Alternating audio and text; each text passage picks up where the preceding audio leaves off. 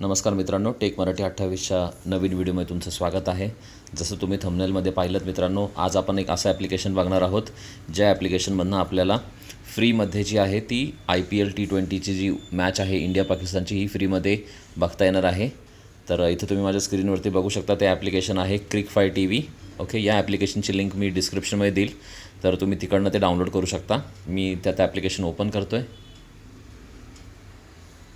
Application open झाल्यानंतर इथे सगळ्यात वरती तुम्हाला जी आत्ता लाईव्ह मॅच चालू आहे ती दिसते आहे। आता सध्या न्यूझीलंड आणि साऊथ आफ्रिकेची मॅच चालू आहे, तर ती बघूयात आपण। त्याच्यावरती क्लिक केल्यानंतर मित्रांनो अशा वेगवेगळ्या प्रकारच्या लिंक्स येतात। याच्यामधल्या दोन ज्या अशा लिंक आहेत ज्या वर्क करतात, दोनमधली कुठलीही एक लिंक जी आहे ती 100% चालते। पहिली लिंक आहे ICC हिंदी AQ आणि जिओ हॉटस्टार। तर आज जी आहे ती मी जेव्हा व्हिडिओ बनवत आहे तेव्हा जिओ हॉटस्टारची लिंक ही चालते आहे, कारण मी ती चेक केलेली आहे।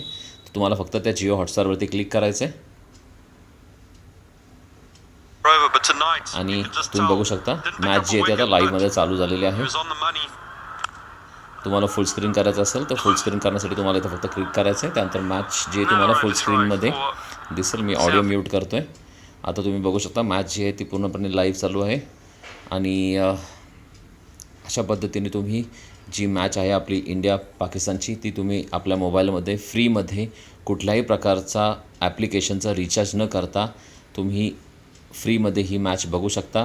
तुम्हाला जिओ हॉटस्टार किंवा अजून कुठल्याही ॲप्लिकेशनचं रिचार्ज करण्याची गरज नाही आहे। तुमच्याकडे मोबाईलमध्ये फक्त मोबाईल डेटा किंवा तुमचा वायफाय कनेक्ट असायला पाहिजे, तरच तुम्हाला ही मॅच या ॲप्लिकेशनमधनं फ्रीमध्ये बघता येईल।